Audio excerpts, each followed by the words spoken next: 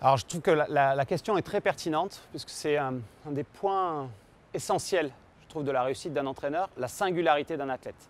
Et c'est vraiment par là qu'on doit commencer sa relation avec l'athlète. Un sportif de haut niveau, pour moi, ne se construit pas sur les caractéristiques classiques d'un sportif. Tous les sportifs de haut niveau ont forcément un package physique très évolué avec la chance d'avoir de la force, de la vitesse, de la souplesse, de l'endurance, de la volonté, de l'abnégation, ou en tout cas un haut niveau et sur lequel on peut faire progresser. Mais surtout, ce qui va faire la différence au très très haut niveau, de ce que j'ai pu observer parmi les meilleurs sportifs, c'est à partir du moment où ils ont le package minimum, quelle est leur singularité, quelle est leur différence dans ce monde de très haut niveau qui peut leur apporter la médaille d'or.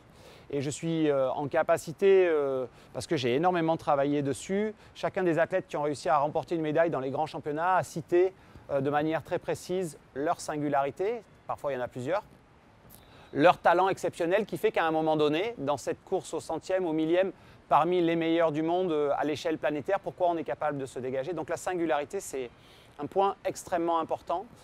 Pour moi, c'est le point d'ancrage de la relation et c'est presque ma hantise quand je démarre une relation avec un athlète, de me dire voilà, quelle est vraiment sa singularité qui se dégage des autres. Et le groupe va être fait de tous ces points communs et surtout de chacun de ces individus qui va être un peu différent. Et on doit, une fois qu'on a compris la singularité de chacun des athlètes, s'imaginer une ambiance et une culture collective de réussite en respect de ces singularités.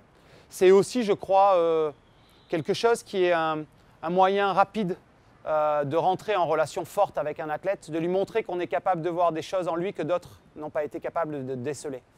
Et c'est vrai que quand je vous dis c'est une hantise, c'est parce que quand on est capable d'expliquer à un athlète, moi ce que j'aime chez toi c'est ça,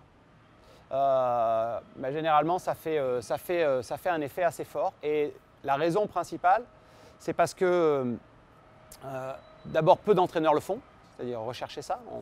On est souvent à regarder le package global de l'athlète. Et chez ces athlètes exceptionnels, chez ces égos très forts, il y a cette singularité qui est à la fois une force et une faiblesse. Et de montrer qu'on comprend cette partie-là de l'athlète, on est un entraîneur différent à ses yeux et on peut commencer la relation. Ça ne veut pas dire qu'on ira jusqu'au bout avec lui, mais ça veut dire qu'on l'initie, à mon avis, d'une façon très pertinente et très intéressante.